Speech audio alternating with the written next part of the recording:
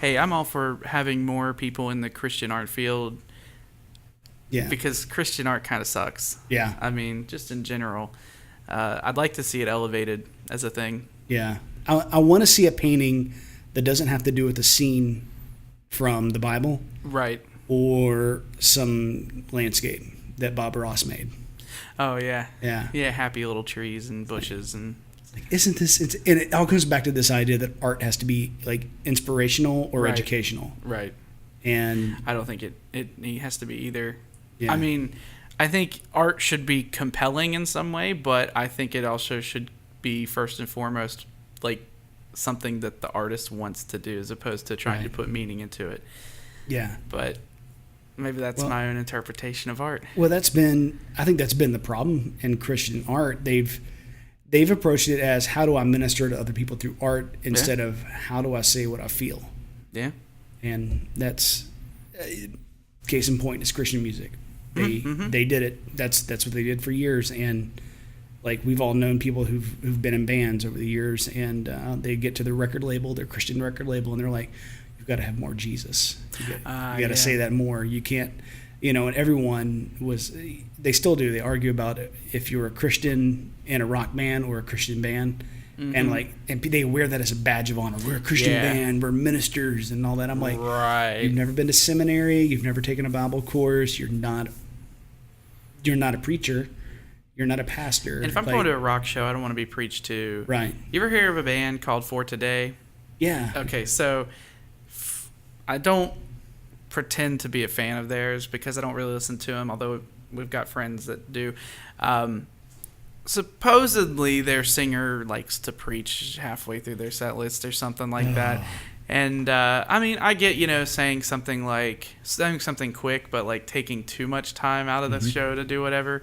I don't think people want to hear that. Dude, I was in a band and we had a lead singer who, with all the best intentions, but he took 30 minutes out of the set. No. Yeah, and it was, but if you're in a Christian band, it was like you had to do a Christian show and everything had to be overtly Christian. There couldn't be any nuance or anything.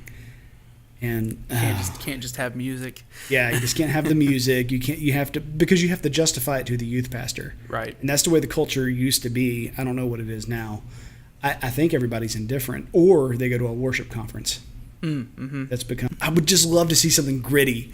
Like, where's the gritty Christian art? Yeah. And I don't mean that Carmen boxing movie. Where's the art? Where's the art that legitimately shows the real pain? Yeah. Christianity's not about flowers and dancing and happy fun times in the sunset all the time. I mean, there's what is it? The pain in the night, joy in the morning thing. Yeah. And it's like, let's see the real dark side of it, because I think, you're still human. You still feel that emotion. I have this friend. She works in, she does ministry in Atlanta, and she's committed to like homeless folk. And it's some dark stuff, like reading her post and everything. She's like, okay, these people, good people, they just need this weekend. It's something like they just need a place to stay for the night so they can do something else. But she tells these stories, these gritty, dark stories of what it's really like for Christians to get down in the dirt and do some very tough work with people that most people would call like unlovable or unwanted. They wouldn't say it, but that's how they would treat them. And she's doing that. I'm like, where's that story? Where are those write-ups? Right. Because you see the write-ups, but it's always got a layer of gloss on it too. Yeah. And there's this there's always a veneer of like this sort of fake, saccharine, sweet, just sort of fakeness to it. I mean, I hate that. Even the music, it's got a different mix. And I didn't understand what it was for a long time, but then I learned that there was something called a Nashville mix, which majority of Christian music's coming out of Nashville. But then there's also a New York mix. Think like a punk rock kind of thing. And then think LA mix, which is a lot of your top 40, all that kind of stuff. If you want to go hard rock, think of Guns N' Roses. Those kind of mixes. Okay. So, like in Christian music, it's all the Nashville mix. And because I'm sure, I'm not saying the engineers are bad. I'm betting you anything, you've got these producers who are working for these Christian labels that are saying, "Oh, it's too much grit. We got to have, we've got to have something else here." Interesting. Yeah, so they put a layer of I didn't know that was a lacquer thing. on it. Really? Yeah, which is usually reverb.